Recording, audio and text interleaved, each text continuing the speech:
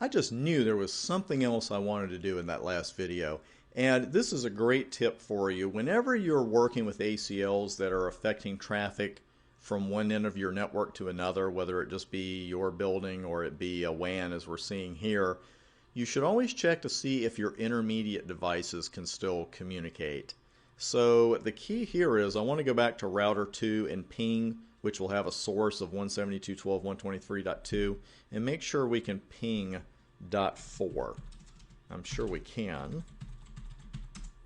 And we could. Again, it's just that network 11 we were banning there. So since we're on router 2, let's just go ahead and configure it here, and then I'll take all the old configs off of 2 and 3 before we go on to a new lab. Now we're going to write an extended ACL.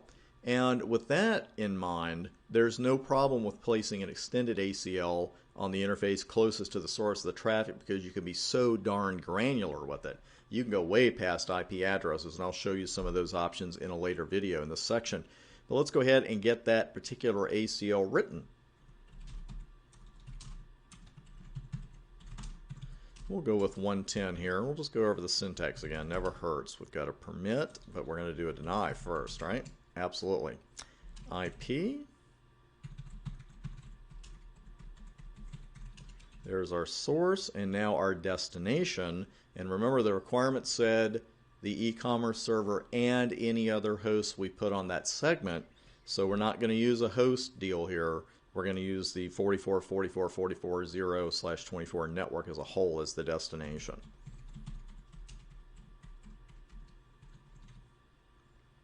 Just got it on one line. Oh, what did we miss?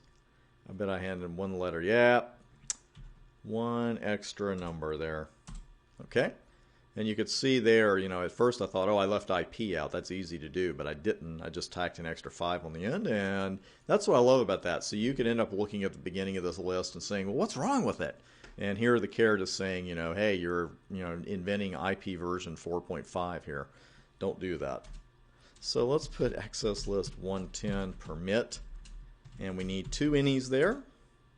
And this one we can put on the interface actually facing the source of the traffic. We're going to do an interface E0. So are we going inbound or outbound with this list? We're going inbound because the traffic's coming in on the interface where we're doing the filtering. And that should do it. Now let's go out to router 1, our host device, standing in for our host.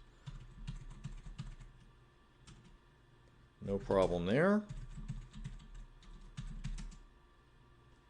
And there's that u.u.u again. So we know that something's happening downstream, and of course in this case it is that ACL that is blocking them. So that's really all there is to that one. You know, that's a good example of why we'd have to use a standard ACL because we were told to, and how that changes where you put it in the network.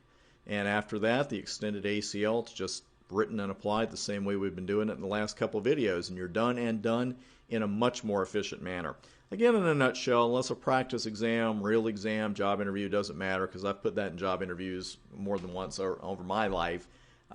Just watch the standard ACL. You know the rule. I'm not even going to say it again. And just watch how that affects where you place your ACL. In the next video, we're going to take a quick look at blocking some pings and exactly how we do that. And we'll also take a look at some of those options I've been mentioning as far as TCP and UDP go. So I'll see you on the next video for that.